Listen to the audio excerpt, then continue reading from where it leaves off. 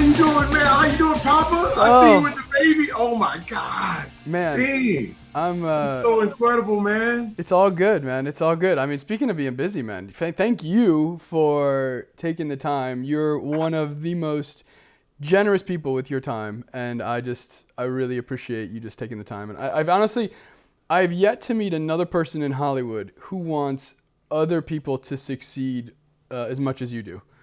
Dude, first of all, I get it, man. I was born and raised in a land of competition. You know what I mean? I mean, you're talking about, growing up in Flint, Michigan, where it was all about, kill or be killed, literally. Yeah. Then you go into sports from college at Western Michigan all the way to NFL, and it's all about kill or be killed. And then you go out to Hollywood and you go out here and it's about kill or be killed, and you start to figure out, wait a minute. I've been in some of the most competitive environments. And first of all, Dean, I realized, man, it didn't work. Yeah. Like all it does is leave you stranded, hurt, beat up, and somebody else is making the money. You know what I mean? And everything I just mentioned, that whole thing, you start to realize, wait a minute, we getting played. And so I started to realize that competition is the exact opposite of creativity. And I said, man, you know what? Instead of, crying over spilt milk, I'm going to look for a new cow. You know what I mean? That's what I'm going to do. And one thing I also understand is that when you win, when he wins, when she wins, we all win. You know what I mean? Like, for real. Like, this is not some Pollyanna, very like, oh, wow, peace and love. Nah, nah, nah. It's just the truth, man. Like, you're in the restaurant business. You basically know what's going on with being a chef and the whole thing, and your experience. But this is the deal. If we only had one restaurant, if one restaurant won the whole world, nobody would go. Do you understand what I mean? You need the success of that Japanese restaurant, that Mexican restaurant, that Italian restaurant, in order for your stuff to work. Because one day they're going to look for your thing. And what it does is, it's like I said, the rising tide lifts all boats. You know what I mean? And we all can win. I come from an attitude of abundance, not from an attitude of scarcity. And I'm sorry, I started preaching just off that question. I love it. No, I love it. No, but my life has been a pure example of that. You know what I mean? Like, for real, if there was no Dwayne Johnson, if there was no Mike Strand, if there was no Kevin Hart, there would be no me, because I'm a mix of all of them. You know what I mean? But you got to come to me to get what Terry Crews has. Right. You know what I mean? And the thing is, they got to go to you to get only what you have. There will never, ever be another you. Never. You can't. There's never. People don't even have the same timbre of voice. Sure. You know what I mean? The world will never see it. And if you don't put it out there, the world will never, ever, ever see it again. And I think that's the hardest thing, especially if you're talking about the entertainment industry. Everyone's trying to be something else, and they don't realize, and this is one of the biggest hurdles I got over in an acting class a long time ago, amazing commercial directing course that I went through. And the director looked at me and he said, they want to see what you look like doing this part. So you need to don't try to think what they want or what they are looking for or what the breakdown says. You need to show what you do in this scene. And it was also another thing where, because, when you're getting an audition, they go, people get nervous and they whatever. No, he's like, no, that's your time. You earned that time. That's your slot to show what you do, and you're worthy of that time. So, to your point.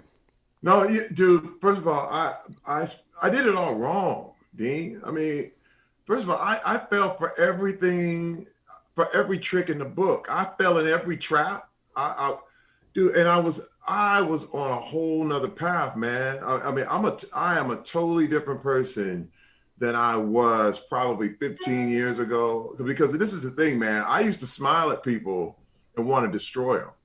You understand what I mean? For sure. Look, you don't go to NFL, playing, hopscotch. You know what I mean? The whole point was there were cats that I knocked out.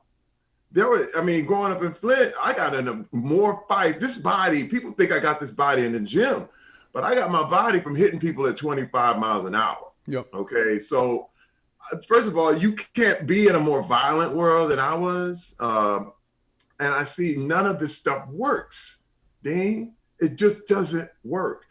Listen, my wife was ready to leave me. I was unhappy. I was totally like wondering what, you think as long as you had the image of winning was more important than actually winning. You know what I mean? It's so wild because I was all caught up in how I looked, but I was miserable, man. Well, I think if you look around, especially like, in the hip hop community or whatever, it's all about the flex. It's all about this is, you hit it right on the head when you said it's about looking like you're winning than actually winning. It's all these cars in the videos and the girls and the whatever and the chains, and you kind of go like, you're broke. You're living in an apartment in Van Nuys right now. Oh, but look, wait, and this is another thing. Even when you make money, like let's say you did get all these things, these people don't love you. These people don't care about you. You know what I mean? And somebody's robbing you as you speak. You know what I mean? Like, it's all a game, but I decided I'm not going to play.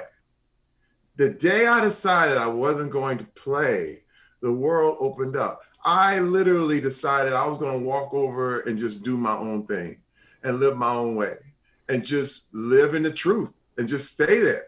And whether people liked it or not, and a lot of people don't like it. It's weird because I've become a very controversial person. Yeah. Because I decided to just walk off onto my own hill. And I'm prepared to die on that hill. And I said this before, and I'm still saying it. I'm dying on my hill, man. And because I see all that stuff you're talking about, all this other thing, it will not work. And unless we have a spirit of reconciliation, unless we are decided we're going to work together, everybody, and unless we decide that, hey, you must win for me to win. Dude, what are we talking about? You know what I mean? It's literally, it sounds, again, it keeps sounding Pollyanna. People feel like I'm in some kind of fantasy, but it's just the cold, hard facts truth. And I'm going to tell you this, I got to describe it like this, which blows my mind because people don't get it. But this is the thing. There's been a sportification of the world right now. You know what I mean? People are really this has become Lakers versus Clippers. It's Republican versus Democrat. It's white versus black. It's women versus men. But the deal is, this is not a sport. This is a house that we all have to live in. And imagine if you sportify this thing, you're like, I'm going to take my part of the house and I got the kitchen. And the other person is saying, I'm going to take my part of the house and I got the bathroom. But the problem is when you got to go to the bathroom, you can't go. And when you got to eat, you can't go. So we're both going to die in this house. If we have to learn how to share all of this. In fact, we have to get along. We have to learn, man, wait, without you, I can't even eat. And without you, I can't even go to the bathroom. I can't even get clean. You see what I'm saying? So now, once you have that mindset, when you realize that, when you know that's the truth, the whole world looks totally different. Mm-hmm. The problem is the media, all these people that make a lot of money off of us fighting each other. Yep. They make a lot of money off of creating this sport. So it determines winners and losers. Hey, man, right now, after November 3rd, there are people who are really scared about what's going to happen. You know what I mean? Mm-hmm. Because of the sport thing, because literally we won. Whoever wins the election, the loser is going to feel like they lost everything. Right. But the truth is, your life really didn't change. Well, that's the thing, is that those people, that 50% of the people who voted one way or the other way, they're still in the country. It's not like they just go away when the election happens. We still have to live with the differences and with the people. I got into a lot of hot water as well. I was having a conversation with a journalist friend of mine, and I've just posited the idea of what's the end goal of BLM, right? Anyone who doesn't agree with the statement Black Lives Matter, it's ridiculous. Like, obviously that makes complete sense. But to your point of saying it should be inclusive, it should be, why are we not trying to reach out and drag more people into it? And I understand there's a history of just being held down and a lot of disparity, but to get your message across, if you want to go back to MLK or whatever, it's about opening up that door and bringing people in and getting them to sit at the same table. That's it. First of all, man, what we're talking about here it's a phrase called prestidigitation. It's a kind of a long phrase, prestidigitation. It kind of comes from the prestige, and prestige is from magic. It's a magic show. Sure. You understand what I mean? It's all about when you say prestidigitation, you're flipping words. You're using words really familiar. Hey man, so you don't think Black Lives Matter? You see how magical that was? Yeah. Yes, of course Black Lives Matter. Of course. Right. I'm Black. My life matters. Yeah. Okay. But what's happened is when you have the sloganism and this kind of thing, and that really tricky, magical way of saying it, you're not seeing what's really going on. And I decided to ask some questions about what was really happening. When you looked at the organization and you looked at the things that were happening and look at the things that they wanted, it had nothing to do with reconciliation. No, it's all or nothing. It's all or nothing. It wasn't even involving all Black lives. That was crazy. I was like, wait a minute. So you're only talking about Black lives that were killed by white police officers.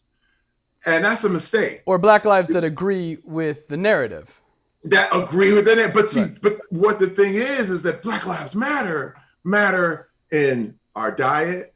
It matters in our kids. It matters in our culture. Education. It matters on what we believe. It matters on all these levels. And I was like, wait a minute, man, you can't use that phrase in just one small little segment and then ignore all of the other things. And I was like, wait, guys, you're now pimping something here. And I said, you can't pimp my pain. You know what I mean? I was like, you can't pimp what I've been through, dude. And I'm sorry, what was crazy to me is that you have people who are saying, Terry Crews, I'm a white supremacist. Uncle Tom, white supremacist. What? It's like, what are you talking about? First of all, yeah.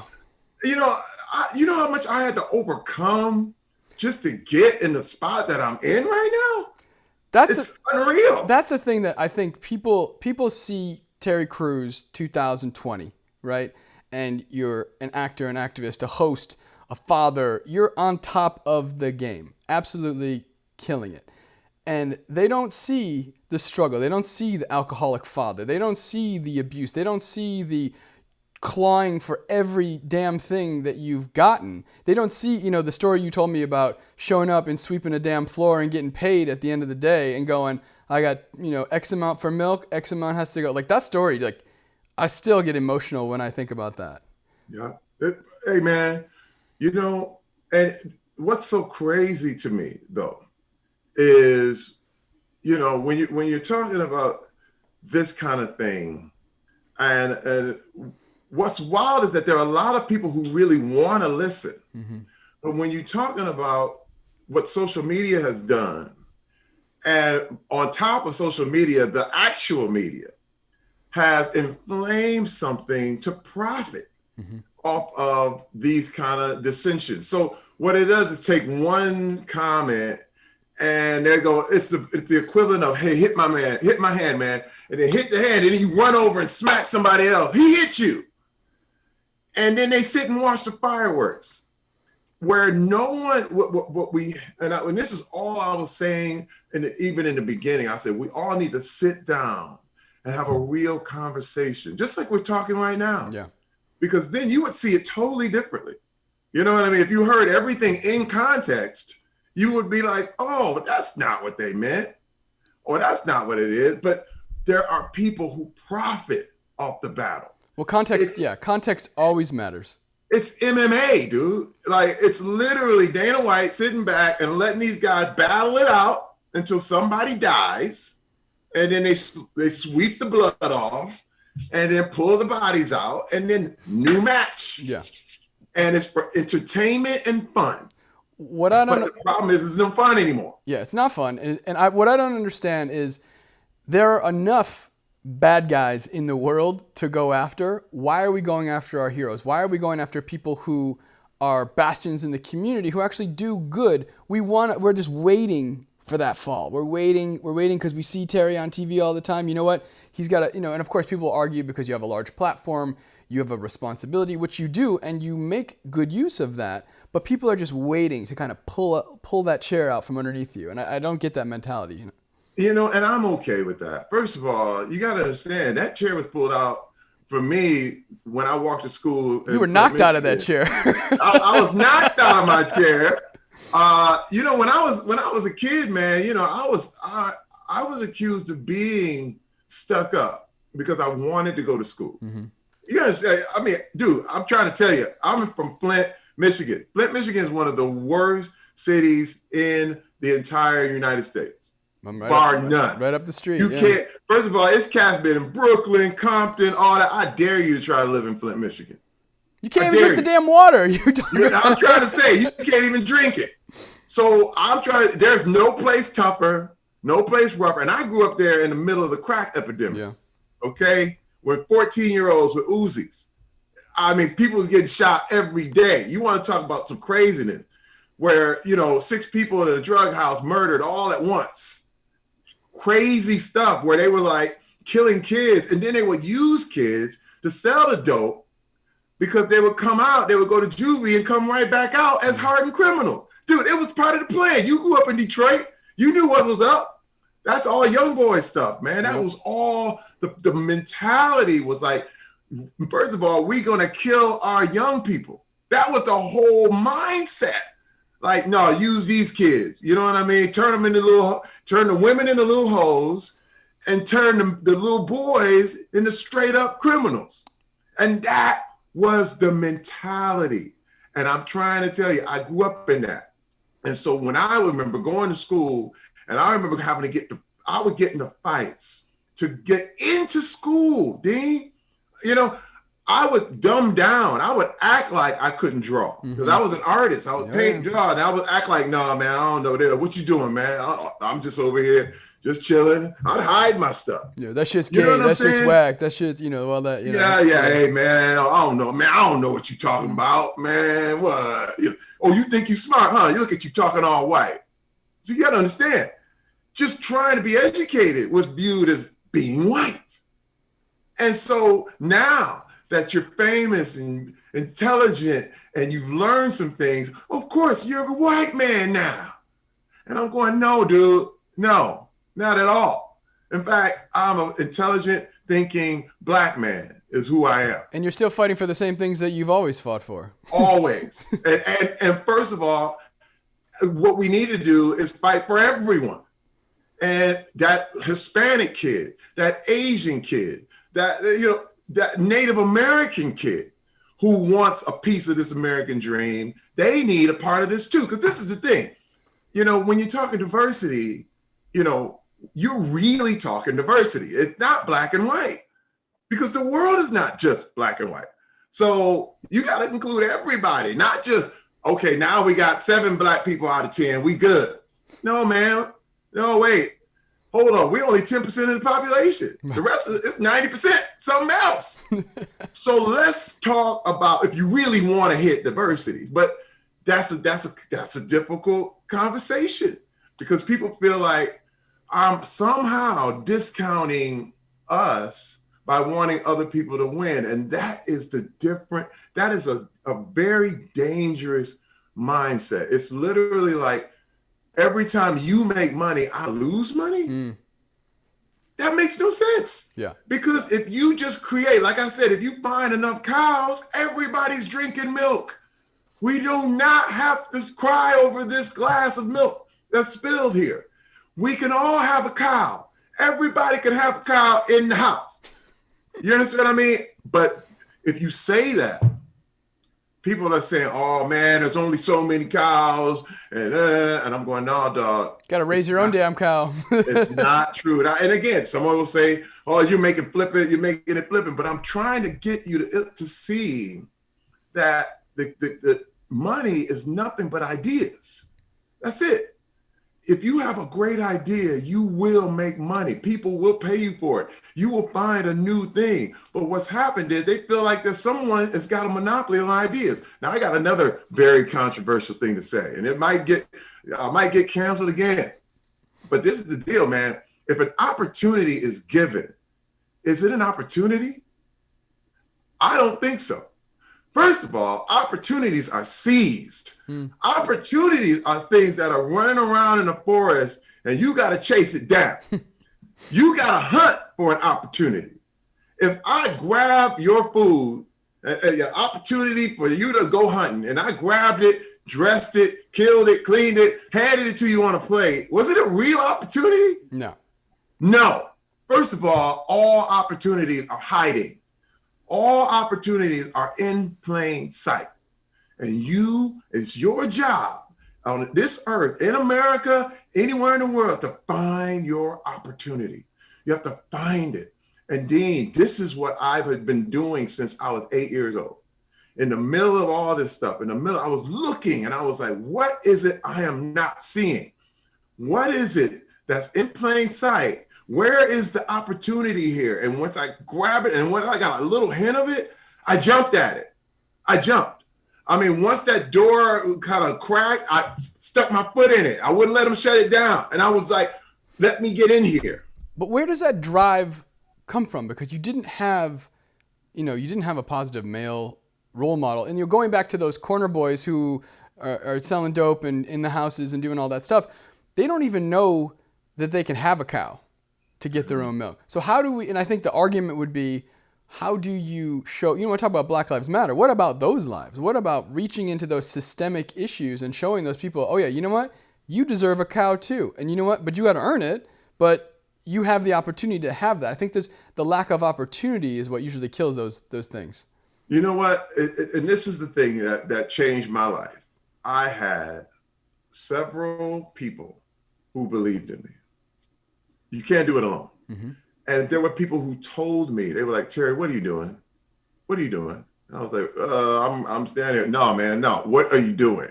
And I was like, I'm just going, I'm over here. And they're like, listen, man, you have more in you. Mm-hmm. They expected me to take what I was given and use it. And it's so wild because even with the football analogy, I had one guy, my head coach was terrible. I had a head coach in high school who was like, Terry Crews, you ain't gonna never be nobody. And all y'all ain't gonna be nobody. This is what he used to tell us. And you know what? 90% of those kids on that team believed him. Okay. And they were like, yeah, we ain't gonna be nobody. And then I had one assistant coach. His name is Coach Lee. I wrote about him in my book. And he said, Terry Crews, don't believe that. And he said, Terry Crews, you can be, and this is just how he said it. He would say my whole name. Terry Crews, you can be anything you want to be. In fact, Terry Crews, there's no way you should not be going to college on a full ride athletic scholarship. And I was like, what? Really? He was like, and this is like ninth grade. He said, Terry Crews, I see the ability. I see what you got. You should be going to college on a full ride athletic scholarship. Now, Dean, my father, my head coach, nobody in the whole world told me that except for him. And I believed. I took that word all the way to the NFL. You understand what I mean? Like, this is what I'm trying to do. If nobody in the world has told you you can make it, I'm going to tell you. I'm going to tell you. This is where, because what's going to happen is not going to hit everybody. Mm-hmm. But when you tell it to a bunch of kids, and these bunch of kids in the hood, and they just like me, and they're wondering what's going on, they say, you know what? Terry Crews said, wait a minute. Terry Crews said I could do it. But no, that's all right. All these other people, it's all the oppression, and look at this, and the white man is only going to let us go so far. But that is the wrong mentality. Because this is the thing. It's not about the white man. It's about you. It's about you. If you improve yourself, your circumstances will improve. And I had so many people in my life that kept telling me, improve yourself, Terry Crews. Improve yourself. Work on yourself. Do your thing. I mean, hey, man, I started working out at 14 and I have never stopped. Clearly. Clearly. Simply because people, this whole mindset of self-improvement that, look, you can't worry about what they're doing. You just have to do what you do. Listen, nobody's stopping you from reading the books. Yeah. Nobody's stopping you from improving yourself. Nobody, listen, I don't have no weights. Hey, man, push-ups. I did 20 push-ups before I did this interview because I knew I was going to be in a peg popping contest with you. I know. I'll never win. I'll never win. It sounds like Pollyanna. It sounds like, oh, peace and love.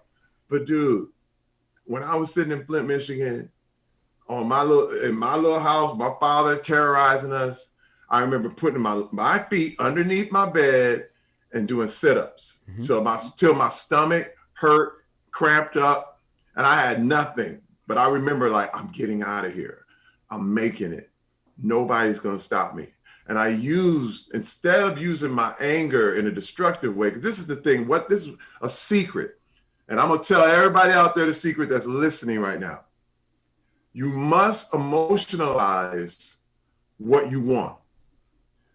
But what happens is you emotionalize what you don't want. Key, big key. Because if you like, I don't want, and you emotionalize what you don't want, it happens. Tracks it, yeah. It comes. All of a sudden, you will lose it. All of a sudden, you see every reason why they got you out of there. You find your table will always be full of excuses and reasons why you didn't make it. And they're all true. Wait, I'm telling you, this is not made up. This is true. They didn't like you. Mm-hmm. They didn't want you. And you can emotionalize that and it becomes true in your life and you will always go on a descending spiral. But what I decided to do was to emotionalize what I wanted.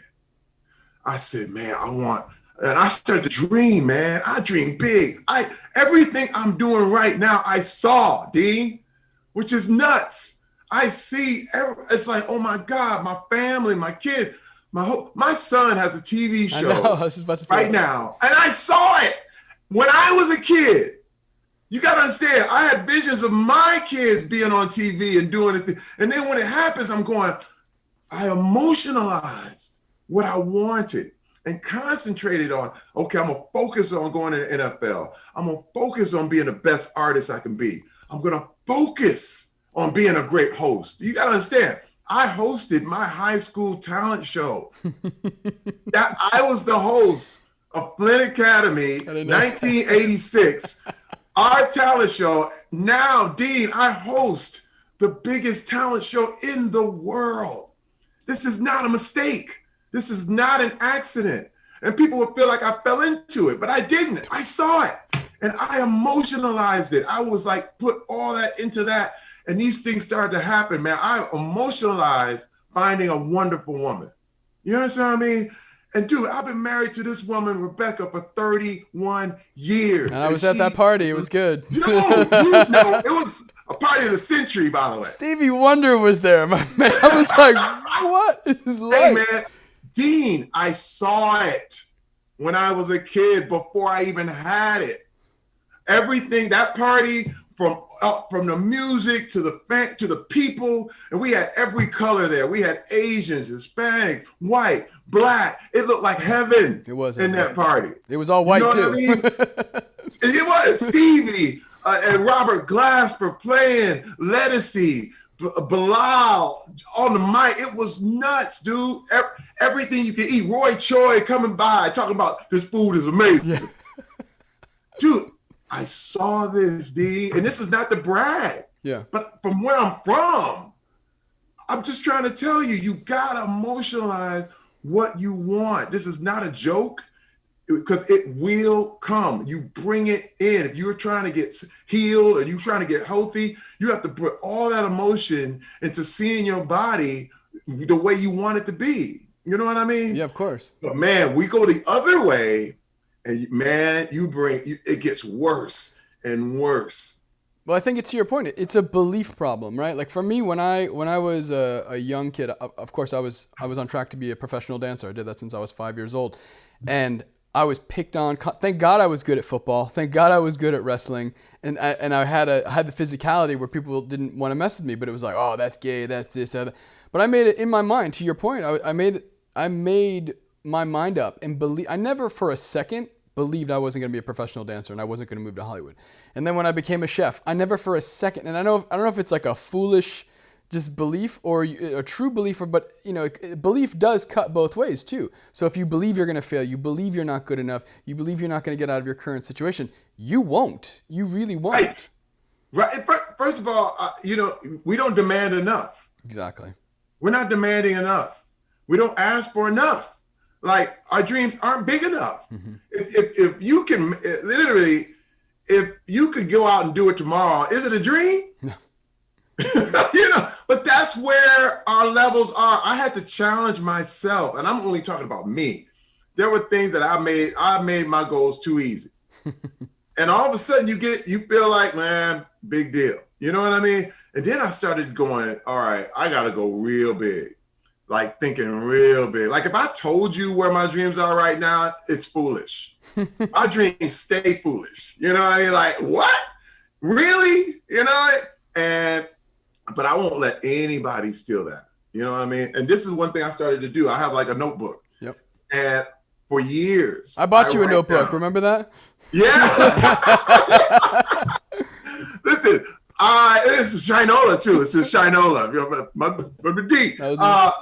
And my thing is, I write down my top 10 wants, top 10, and I make myself do one little thing every day to achieve one thing. Not one thing on that list. Now, let's say, and I'm giving people game right now, man. I was just going to ask you what the creative. I was literally just going to ask you what your daily creative process is, and you're already reading my mind. So I know, I read your mind. See, I see it, D. Freaking me out, Terry.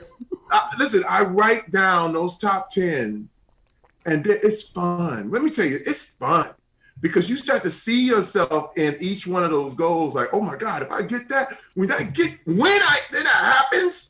And so what I do, let's say you have a dream of you want a new house. So what you do, and the way you activate your faith on this thing, the way you move toward it in a positive way and emotionalize it, you go buy some home fragrance, like literally some Febreze, and you go, I'm not kidding, it'll cost $1.99, $1.39, go to Walmart and say, this is for my new house. And you set it down and you set it in motion. You understand what I mean? That's it. I'm not talking some crazy plan of, I gotta work out flipping houses and mortgages and no. Go get some Febreze. Go get a chair. Just buy a chair that you're gonna put in your new house. And I promise you, what happens is it grows and grows and grows. Now, Dean, what flips me out all the time, I've got notebooks from 20 years ago where I have hit everything on that, what was the foolish list. You got to understand, it was foolish at the time. From 20 years ago, literally coming out of the NFL, broke, wondering what was going on, and I'm sitting there writing this stuff down. And I'm going to tell you one of those. I was going to say, name me one of those. I'm going to name one of the goals, which is so crazy. I'm going to make $1 million a year. You got to understand. I was making $8 an hour at that time after football. I remember that story. Done. And I was nervous writing it because you go, oh my God, like I'm going to be so disappointed in myself right. Because I look at this and I don't get it, dude. That was a long time ago. I hit that goal. not No, bragging, but you shouldn't. but But really yeah, saying, dude, when I look, and that's just one thing on the list, and I look at the list and I'm like, I did all those things. I did all of it. No, I couldn't believe it. Dude, it blew my mind how powerful this stuff is, but you have to be in a positive mind state. You do. This positivity thing is not a joke. And what's happened with the pandemic and with all these things that have happened, man, and I have to say, man, the world is going through a panic attack right now. You know what I mean? And a panic attack sends you on a descending spiral of fear and negativity to the point where you can't breathe, to the point where you feel like you're going to die, and to the point where you're not even seeing what's actually happening. People around you will be like, hey, everything's okay, but not to a person who's having a panic attack. mm-hmm. You know, and I've been around some people who've had a panic I attack. used to, I used to have You really, know, really bad anxiety. and it's the anxiety is overwhelming. This is what the world is going through right now. You're talking about the pandemic, the coronavirus. You're talking about economic collapse. Then you're talking about racial strife and George Floyd's murder. You're talking, and it starts to make people, you know, just go, oh my God, it's all going to fall apart. And then it's the election and people biting at each other. Now, imagine having a panic attack, and then somebody from CNN or Fox News goes and says, yeah, it's really bad right now. Stoking that Now fire. it goes worse. Yeah. No one's there to pull you out. And then they go, oh, it's getting worse today. And you read the New York Times and it's worse than yesterday. Dude, turn it off. Mm-hmm.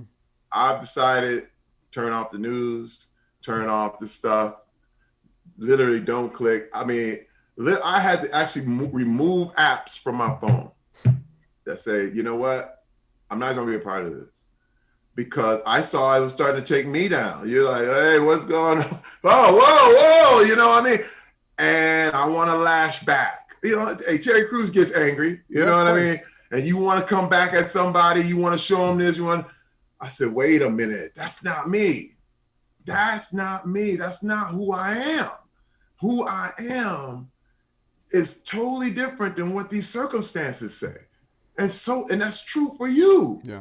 You know what I mean? People are good, man. People want to live. They want to take care of their families. They want to live their dreams. They want to see people win. But what happens is you get nicked, and now you it's like gang stuff, where it's like get back and violence. Hey, man, I come up in that where when is the fight going to end? Mm-hmm. You know what I mean? Like, okay, once, you know, you fight the bully fights you.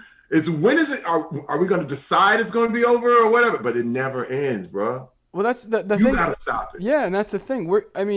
I always make the argument, and people think I'm, just just foolishly optimistic. Where, what other civilization, whatever other time in life, did you have more opportunity than you have right now? If you're a creator and you have social media, you could have an Instagram account, you can make your own show. I literally was like, you know what? I want to start a podcast. I started a podcast and just start chipping away and doing it. Most people don't have that work ethic to just say, you know what? I'm going to do this and then stick with it. But I'm with you with saying, like, this is the time, even though there's Corona and there's all this stuff going on. And yes, it's being brought to the front for a reason. But we have so much opportunity right now. You see that word? You caught it. The thing is, it was hiding in plain sight. Yeah. Your podcast has always been here. You decided to do it. Yeah. You understand what I mean? Well, it's funny because I've had these I always have these conversations, and now I'm just taping them. So it's like, right. See, hey man, people are, and I'm telling you, it's not that people don't lack will. Their will is amazing. People have will. You know, it's just the thing is that they shift. You got to shift your focus. You know what I mean? And when you see the opportunity, you got to shift how you're seeing things. But when you see things in a negative light, dude, the opportunities will just zoom in front of you all day, and you're missing them. You're totally missing them because I got beef with so and so, this and this and this. Hey man, And it's wild because when you're looking at the spilt milk and the cow's outside and walking by and you're not looking at it because you're still talking about the milk here. And I'm going, hey, man, can we all just lift up and look at what we have? And it's really, really, first of all, depression is real. There's so many kids and so many adults right now on medication for depression and dealing with different things. I have family members that are dealing with this stuff, but we always have to, you know what I like to do? I like to read history books. You know, I got tons of books, man, and I read history books. And then when you realize how the world was crazy, it's always been crazy. Like, people think this election is nuts, but we had a president that died in a duel, man. And this is American history. They were outside the White House shooting at each other. I mean, with real guns. Yeah. Okay, so when you really look at history, it's always been nuts. You have this mentality of like, oh my God, the world's going crazy. No, man. No. Back in the Wild West, dude, somebody would walk in and take your house. Pow! I want your house. Dude, we are living, just even imagine war. Mm-hmm. You had, in a typical battle, you would lose 100,000 people in a day. Yeah. You know what I mean? 100,000 men, women, children, dead. Now it's news if 15 people pass away in a conflict. News, front page. Yeah. So I'm not saying that, oh my God, war is better, yay, woo. But I am saying that when you look at how the world is progressing, it's not as it seems. Mm-hmm. But what you're getting from another viewpoint is that the whole thing's falling apart. And I just want to say that, no matter where you stand, it's only it gets down to what I call self-actualization. Like, once you understand who you are, find out why you like the things you like. For years, I had an addiction to pornography. Mm-hmm. And first of all, you couldn't have told me you could be addicted to pornography. I was like, this is crazy. I'm just a man. I mean, what the hey, man? It's no big deal. It's not a big deal. And they were like, wait a minute, man.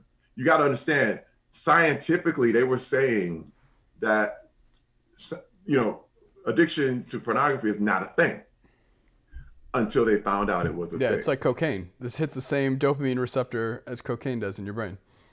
A lot of people forget this right now, but in the 30s and 20s, there was no such thing as alcoholism. No such thing. You know what I mean? It was just, there was no one to ever say you drank too much. Right. Because you were just, one day you were acting this way, and one day you're acting another way. Alcoholism wasn't a thing. Right. You know what I mean? So it existed. Yeah, but it's a little bit like discovering that the earth moves around the sun and not the other way around. There was a time on Earth where we thought the sun went around us. But you can't go into outer space thinking that. Right. You know what I mean? Because you're wrong. And if your major premise is wrong, everything else goes wrong right along with it. Once I acknowledged my addiction, all of a sudden things made sense, Dean. It made sense. I was like, this is why I think I'm better than women. This is why I'm having these issues with my wife. This is why, because it all became very, very clear to me once I found out the real issue. Like, what is the problem here? And this is the thing. I think sometimes we've attributed things as a problem, but we're not really asking the right questions. You know what I'm saying? I mean, to be honest, yes, is white supremacy a problem in the whole world? Yes, it is. But is it the problem? We might want to dig a little deeper. You know what I'm saying? I mean, look, white supremacy didn't make you late for your job interview. You understand what I mean? Like, but you have people who say that's what it did. It can't be the end all It be all did. crutch. It can't be the end all be all I crutch. mean, Yeah. that's what's happened. It's a big brush that it's like, yeah, white supremacy, but you still drink too much. Yeah, but you still beat your wife. Mm-hmm. You got people right now that are saying protect black women and go to Magic City every night. I'm just telling you, man. It's nothing but black women in Magic City. Right. It's called sex trafficking. Yep. Okay. I am not here to put blame and push on anybody, but I want to talk real. And this is what's controversial because I want to find out. And the only way we're going to find out is if we start asking questions. And these questions are hard. I don't know the answer, man, but I found out I had a problem when I started asking the right questions. People started asking me those questions. And that's the thing is that I feel like there's this, with any of these organizations, it's this blind compliance, right? They don't want you to ask questions. And if you're a part of something that you can't question, that's a cult. That's right. That if you, even any religion or whatever, you're always, I have a mantra and it's stay curious and seek truth. And so what I see in you, it's actually such a funny thing because you're the same way with me, or the same way as I am, where you always will have that kind of childlike curiosity, but at the end of it, you're always seeking truth. You're looking for the right answer. You're not, and we all stumble on the way to getting that right answer, but you're still pushing and asking the questions and trying to find out what the truth is. And I wouldn't even call it a stumble, man. I mean, first of all, as you're a kid, how are you going to learn to walk? Yeah. I mean, the first thing you do, you have to fall. You got to bump around. You know what I mean? Like, listen, first of all, you're not going to play any sport unless you get hurt, but doing something and you learn, okay, I can't do that again. Yeah. You know what I mean? I don't know any athlete that ever wasn't like, whoa, ow, okay, I can't do that. Because then you won't be a pro. You won't, that's how professionals have been through all the pain. Mm-hmm. You know what I mean? And let me tell you, that's why I'm not scared of social media. This is why I'm bouncing around anyway, y'all. And you can cancel me all you want, but I'm going to ask the question because I'm trying to walk. You know what I mean? I'm trying to walk here. We got to work in this new world. But what happens is you shut everybody up. You never walk. Your legs atrophy. Nothing ever changes. And I'm telling you, man, I really see this thing where, I really just want to continue to ask the right questions in the right spirit. You know what I mean? It's not like, Well, you have to think you're not being contrarian. You're not being like, well, why this? Why that? You're trying to push the narrative forward and to push the goal forward. But like you said, man, when you're talking about cult think, when I was a kid, I was not allowed to ask questions. Mm-hmm. It was like, sit down, shut up. That was, kids are better seen and not heard. And that I resented that. That's one thing I never liked as a kid. And even in my culture growing up, it was like, don't you even question. But like you said, it started to think like, but, I was born and raised in the church. Okay. The Church of God in Christ. And, a lot of people will call them holy rollers, and I still go to church. I still love God. I still do the thing. But what was crazy is that you couldn't question anybody. Mm-hmm. And our pastor of my church, as a kid, he was selling drugs out the pulpit, man. Straight up, heroin, crack. He had like several girlfriends. He was married, but had several mistresses in the church. And he wasn't practicing what he preached. But no one questioned him, Dean. No one. Mm-hmm. No one would say, hey, what about this? And this allows people to get away with a whole lot of stuff. So I got lots of questions. And if you can't answer them, now we got a problem. You know what I mean? Now it's like, man, sit down. What are we doing? It's like, okay, well, that reminds me of when I was a kid.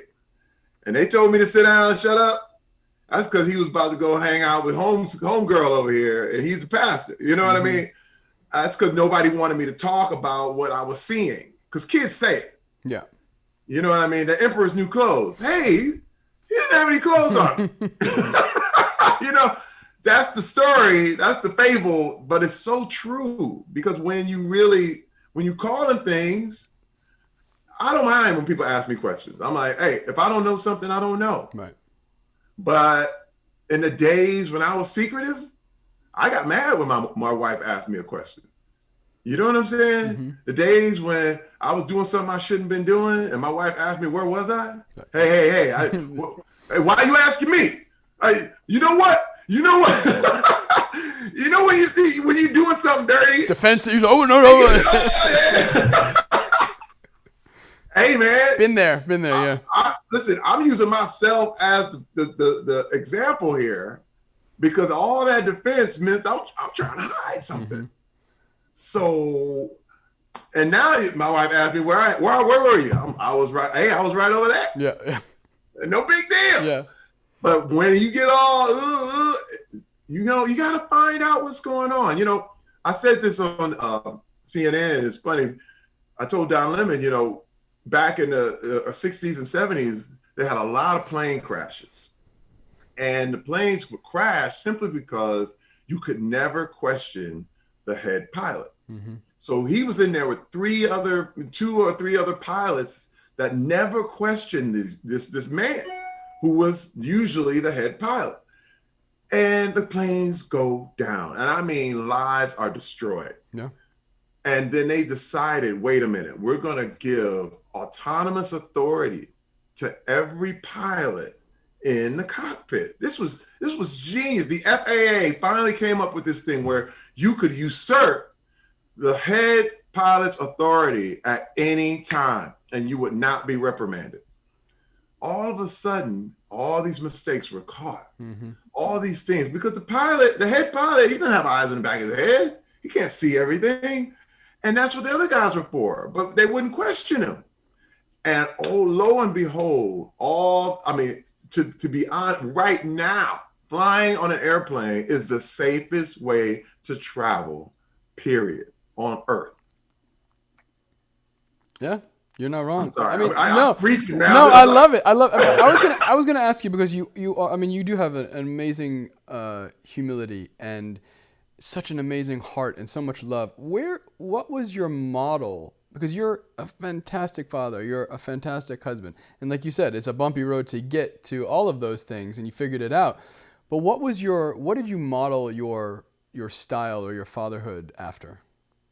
You know, I literally had to take bits and pieces of my dad from other people. Mm.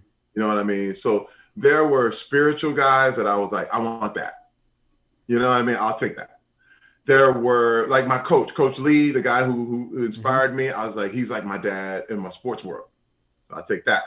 And I have artistic fathers. Like I would say Jerry Helling from Bernhardt Design. He gave me my furniture line. He has been my design dad. Mm-hmm. You know what I mean? He comes over, we sit down, we talk about new plans, new designs, and he shepherds me. He's like, you know, Terry, you might not want to, this is what the marketplace is needing now. And I'm like, oh, thank you. Yeah, he's like, this is what a father does. You know what I mean? Then I have like, Sly was like a dad to me in Expendables. Mm-hmm. You know, we were doing this movie. He's like, Terry, what do you want to do? You got to come over here. Listen, you know, he blew my mind. He said, Terry, this is a word he gave me. He said, man, when you have that audience, when that camera's on you, you got everybody. You got the studio, you've got the other actors, you got the crew, you've got hundreds of millions, you've got every generation that will ever see this movie. He said, take it, own it. He said, don't let it go. Dean. This is the way I do everything right now. Yeah. You know what I mean? When you see me on any performance, on anywhere, I'm like, I got you. When the camera's on me, I got you. And I can't let you down. You understand what I mean? But a dad tells you this stuff. And it's funny because Did you tell that to Isaiah? Oh, yes. Yes. I tell him this now. You know the thing I tell him? Because he's just new to this. And I say, hey, man, always give them more than they expect. Always, always. Don't ever become entitled on that set. I said, because you are doing what millions and millions of kids couldn't. I said, and as a young Black man, I said, you imagine the generations of kids that wanted to be in entertainment and could not and were barred. I said, you are doing this for them. You right now are doing this for so many people who could never do it. And I said, so always give them more than they expect and more than you're paid for. I love that. And because this is the deal, man, you whatever level that you perform at, that's the level in which your money is going to rise to. Well, the funny thing is too, when it comes to that, is that when people get weird about money, and I think to myself, like when I see someone doing a film, I would kill myself for free to do that because I love doing that. And you used to do so much shit for free, and then now you're like, oh, I want to get paid. And of course, Dean, think about this, man. Name anything that you ever get paid to do that you didn't have to do for free at first. Yeah, exactly. There's no such thing. I mean, nobody gets paid right off. Okay, you have to do it for free at first. But the thing is, and this is what I told him, is so wild, is that I said, man, don't ever get ashamed about the money you make. Mm-hmm. Because the deal is, because everybody will say, well, teachers should make more money, firefighters, and I get you. I totally understand what you're talking about. People who work in hospitals, I get it. But I said, the only rule with money is when you serve more people, you make more money. I said, if your show served 100 people, you would make 100 people money. Mm-hmm. But your show serves hundreds of millions of people. So you make hundreds of millions of dollars. So I mean, like, the more people you serve, the more money you make. It's not that complicated. Like, people tend to make it like, oh, someone is stealing and moving. Nope. It just served more people. LeBron James serves a lot of people. He just does. And people get mad or athletes making all this money, but they're actually serving hundreds of millions of people at a time. Mm-hmm. Where you work, you may serve 10 people. Right. And, if you found a way to make your deal serve way more people, listen, teachers in high schools, they should make more money. But the reason a teacher in a college makes more money is because he serves more people. It doesn't get more difficult than that. Yeah.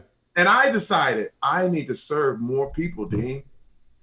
You know what I mean? I've literally traveled all over the world. I just in order to even get my presence out there, I went to South Africa, Brazil, got back from Iceland. You know what I mean? Yeah. And they knew me over there. And I was like, hey, I'm here to serve the whole world. Plus, you're the only 6'3" giant black dude walking through the caves. I stood out. I stood out. I did. I was worried about those ropes being able to hold you in that cave. I was like, okay. I was like, I am a black Nordic god right now. You know what I mean? You got to put me in the Viking literature right now. Oh, I love it. But I'm trying to tell you, but serving more people means more opportunity that you can find. Yeah. Listen, I don't want to get too technical because it's not. Yeah. And I tell my son, because people will make you feel bad for making money. Like, money is evil and isn't it? It's like, well, first of all, if your heart is to serve people, all of a sudden people are going to come to you. They're going to offer you stuff. Yeah.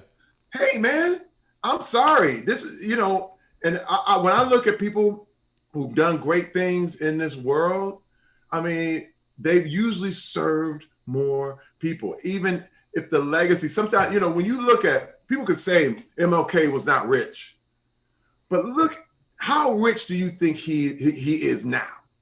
Just in name. Sure. When you have Martin Luther King on a building, people want Martin Luther King on real estate. I mean, that's billions, and because he served so many people. The lasting equity of that, yeah. It's bigger than Rockefeller. I'll be honest. Martin Luther King Jr.'s name is bigger than Rockefeller. For sure. Plus, well, if you think about Rockefeller, you think about physical, tangible things. If you think about MLK, it lives in your mind, and those things live forever. Those So ideas, beautiful. yeah, So beautiful. And nobody can take that from you. yeah. So I want that kind of name. You know what I mean? I want that Terry Crews name that just keeps going. You know, hey, and you know what I stood for, you know what I was about. And I'm glad I did this whole thing early. I was one of the early ones to come out and say, hey, we all got to work together, y'all. Period. You know, there's nobody above anybody. Yep. Nobody, this is not a fight. This is a house we have to live in. And I think once the election goes over or whatever, but I think now people are starting to see it a little more clearly because it was emotional. It was a lot of anger, a lot of rage, and people didn't want to hear it at the time. But usually when you calm down, you know, you start to see, yeah, we do got to work it out. Yeah.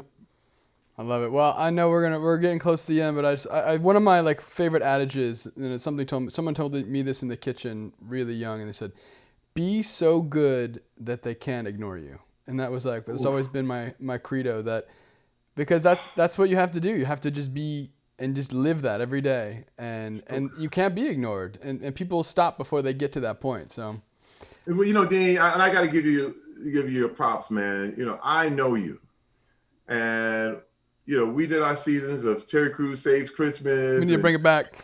Let me tell you, man, you know, it's wild because I know you and I see your work ethic and I see who you are as a person, as a human being. And I was like, this man is one of the best people I've ever met.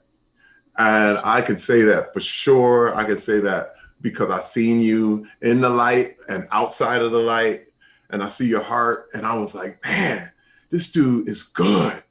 He concentrates on what he's doing. And you know what I mean? Like it's weird because I only hang with people who want to get better. Yeah. You know what I mean? Because I want to get better.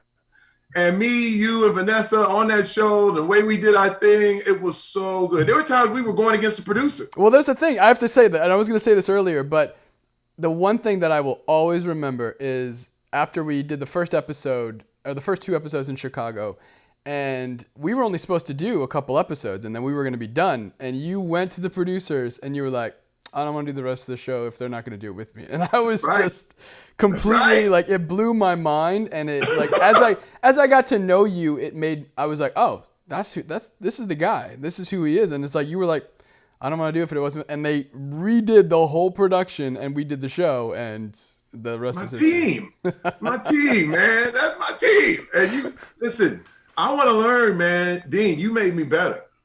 That was you awesome. made me better. I remember in the car. There was stuff that I didn't know until I met you. In the car, you know it was funny. There was stuff I didn't know until I met Vanessa. You know, I was like, oh, and believe me, I'm taking all of it. I'm like, oh, and I remember again, sitting in the car. I don't do everybody's podcast either. No, dude. I mean, that's why I knew with you. I said, man, Dean, we got it, man, and I'm so proud of you, man. Just the family, everything you're doing, it's getting bigger, it's getting better. Thank you, brother. I appreciate that. Just gigantic things for you, man. Gigantic things. Well, I'm just going to close and say thank you so much for always being so generous. And not just obviously professionally, but just personally. You're the kind of person, I shoot you texts all the time. Like, man, I see you do something and I'm like, love you, man. You're the best. Keep being an inspiration. And that's truly what you are. You're an inspiration to me. You're an inspiration to millions now. So keep doing what you're doing. I love you, brother, and I'll hopefully catch up with you in the real world soon.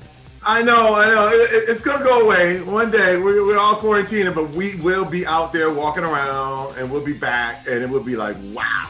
So I love you, man. Thank you so much for having me. Love you, brother. I'll talk to you later. All right. Bye.